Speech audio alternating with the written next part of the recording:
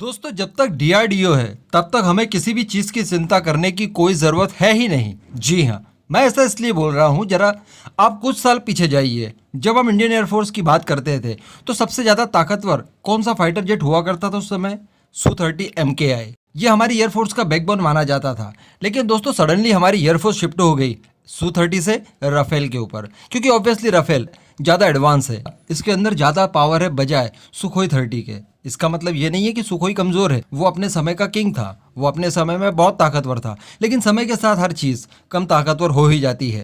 तो दोस्तों ऐसी परिस्थिति में क्या करें? क्या सुखोई 30 को कबाड़ में बेच दें? नहीं, बिल्कुल भी नहीं। हम उन्हें क्यों ना ऐसी कंडीशन में ले आए कि वो भी रफाल के बराबर हो जाए। और दोस्तों इसी के ऊपर डीआरडीओ ने काम करना शुरू कर दिया है। दरअसल दोस्तों आज के किसी भी फाइटर जेट को इलेक्ट्रॉनिक्स वॉरफेयर के मामले में काफ़ी आगे होना चाहिए, क्योंकि यही आज के समय की पहली मांग होती है। तो दोस्तों इसीलिए Su-30 के लिए एक सुपर सुखोई प्रोजेक्ट भारत के वैज्ञानिकों ने शुरू किया है, जिसके तहत सुखोई 30 के इलेक्ट्रॉनिक सिस्टम की ओवरऑलिंग की जाएगी, जिसमें होगा ये कि पुराने सेंसर्स को निकालकर, पुराने इलेक्ट्रॉनिक वॉरफेयर सिस्टम को निकालकर उसमें नए इंस्टॉल किए जाएंगे। जिसके बाद दोस्तों यकीन मानिए इसका इलेक्ट्रॉनिक वॉरफेयर सिस्टम भी बिल्कुल वैसे ही ताकतवर हो जाएगा जिस तरह से राफेल के अंदर स्पेक्ट्रा इलेक्ट्रॉनिक वॉरफेयर सिस्टम है। तो और दोस्तों सबसे मजे की बात तो ये कि इसके लिए हमें ज़्यादा इंतजार करने की कोई ज़रूरत नहीं है, क्योंकि डीआरडीओ ने पहले ही next generation radar warning receiver बना लिया है, जो कि 6th जनरेशन का है। आप समझ सकते हैं काफ़ी एडवांस होगा।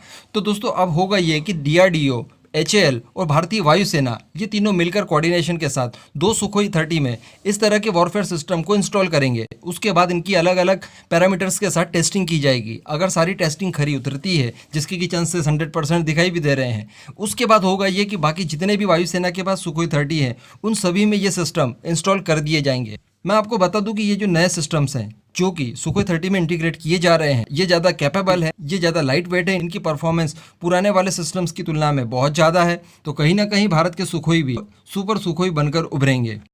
अब दोस्तों आप थोड़ा सा ये समझिए कि ये सब करना ज़रूरी क्यों है भारतीय वायुसेना के लिए। देखिए दोस्तों, भारत के पास 250 से ज़्यादा सुखोई 30 MKI फाइटर जेट मौजूद है, लेकिन उन सारे फाइटर जेट्स के अंदर वही पुराने इलेक्ट्रॉनिक वॉरफेयर सिस्टम इंस्टॉल्ड है।